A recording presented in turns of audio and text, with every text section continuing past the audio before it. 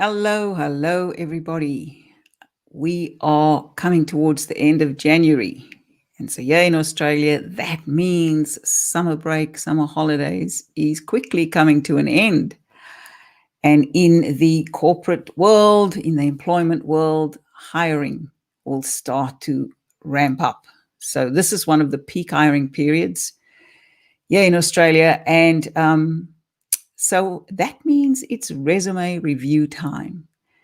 Now's the time people start getting their resumes ready. February is usually when that peak hiring period begins. I mean, I always advise people to start getting ready a lot earlier than February. But anyway, most of us are having too much fun enjoying our summer break. And so we generally tend to come back and start looking at things like this at the beginning of February or last week of January. So while we're on that subject, I simply want to have a little chat about, stacking the odds in your favor with regards to getting your resume through application tracking systems. So most of the job hiring, the first stage of job hiring or the first stage in the job hiring process is to get your resume through an application tracking systems. There are just too many applications that go into a particular role. Hi, Tanya. How are you? Lost my train of thought there. Okay, anyway, so there are many job application tracking systems that companies use now to veto resumes at that first stage.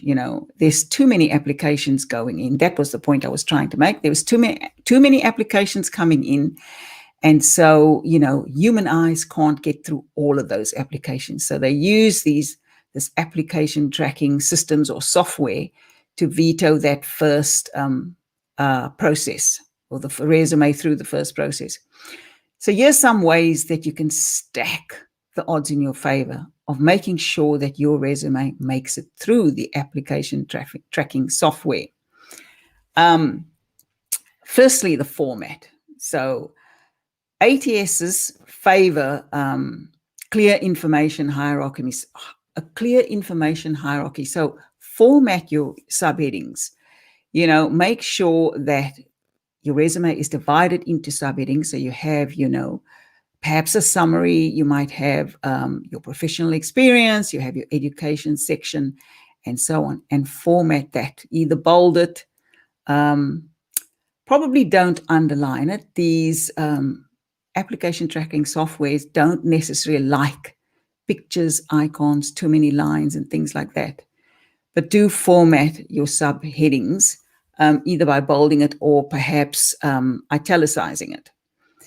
Design. So less is more when it comes to resumes, and especially resumes getting through the application tracking softwares. Save custom fonts and embedded images and, those icons. I've seen many resumes where people like to put the phone icon for their phone number, or they put the little email icon for their email, and so on. These things hinder the data extraction when it's going through the ATS. So make sure you keep your design simple. The simpler, the better. I know there's a lot of people that think that doing fancy design makes the resume look good and makes it pop and stand out.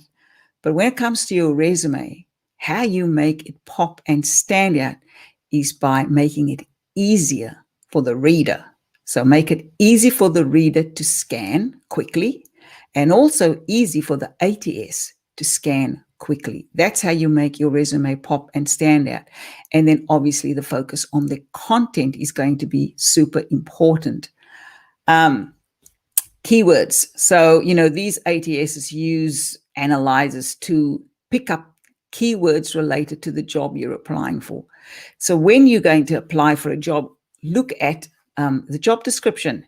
Look at the keywords that are prevalent in the job description. So often you're going to find a list of duties because they all have. So if you're a business analyst, no matter how you see, say, for example, a business analyst position being advertised, no matter how you see that, you're going to see the common responsibilities or expectations of those roles. So you're going to see things like business requirements. You're going to see things like having Visio competencies to draw out those pathways that business analysts obviously do in their role.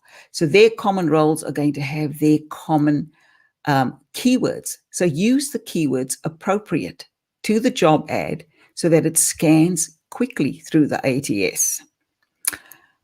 With regards to headers and footers, so I'm not sure why this happens, because obviously I don't know how ATSs have been designed, but what I do know is that it doesn't always pick up important information if that important information exists in your header and footer. So I actually rarely include, I may include contact details like your name, your phone number, and the page number in the footer. But that is more for the benefit of the reader. Once the resume makes it through, I actually have the top section of a resume simply have your name, your email, your phone number, and the link to your LinkedIn profile. I don't have that in the footer. I have it as the first part of the resume. And the reason I don't put it in the header is because I know that sometimes that can be problematic for ATSs. And you don't want your important information being distorted in that system. And so put it in that very first lines of the resume. Perhaps simply put your name, mobile number, and page number in the footer, so that once the resume makes it through, sometimes recruiters, the readers of your resume, or hiring managers like to print out a resume. And if they've got stacks of resumes they're reading through, if your resume becomes separated, it's easy for them to then rematch your resume when you've got some detail in the footer. But in the header, steer clear of that, because it can be problematic for data extraction. File type. So there's a lot of people that like to use PDFs. And here again, I can't give you all the reasons why, but PDFs don't tend to scan very well through ATSs. And I've also seen PDFs, when I have used it once or twice, actually change data detail. So if I have, say, forgotten to go to the info section in the Word document, where you have the author name and things like that, sometimes if you forget to update that, then whatever you've used the last time around, if you've used a template, it can tend to save that there. And then that data is what goes across in a PDF. And you obviously don't want data from a previous template or something like that going across.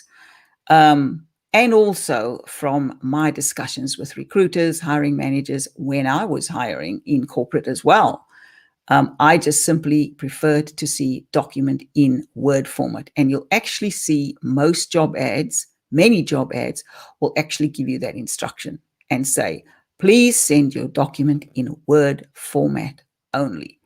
So play it safe and submit your resume in this requested format. And then the other thing I want to say, when you're working through your keywords, you want to focus on your achievements. So when you look at a job description, look at the requirements and then try and use examples of your achievements in previous roles to demonstrate how you can answer or meet that selection criteria. Achievements is where it's at, and achievements is where you need to stack the keywords and make sure the keywords are aligning to the job description. These days, recruiters and hiring managers don't want to see long laundry lists of tasks and responsibilities. They want to know quickly how you contribute, how you can add value to their project, to the company, to the team. And you do that, you demonstrate that by highlighting and focusing on your relevant achievements. And if you can, you stack those achievements with metrics, so numbers to back up the achievement, to give the achievement context. So that's it. Some simple tips on how to stack the deck in your favor to make sure your resume can get through an application tracking software or system without being distorted. And so it lands on the other end at the recruiter's desk or the hiring manager's desk. And it's easy for them to then read and call you back and give you an interview. So make sure the format is in its hierarchy, that it's simple, that you formatted your subheadings. Keep your design simple, no fancy resumes, no fancy embedded images, no pictures, no photos, no tables, not too many lines. Keywords, use keywords, particular keywords around achievements. Make sure you've read through the job description and that your keywords match and stack up to the job description and its selection criteria. Don't include important information in a header, and stick to Word document. Avoid PDFs, stick to the Word document. It is the required and requested format from most recruiters and most hiring managers. I wish you all the best. We are headed into the hiring time now. It is about to kick off. In fact, some companies have already started to kick off. I have certainly seen with my clients, many companies are starting to hire, and there is going to be a boom. You know, despite the challenges we went through in 2020 and job loss and all of those things that occurred around that GFC, around that pandemic, companies are kicking off with a bang, certainly here in Australia and in New Zealand. And so get ready, get prepared, and follow those simple tips I've given to make sure your resume has a very good chance of landing on a hiring person's desk. Have a great day, everyone. Bye.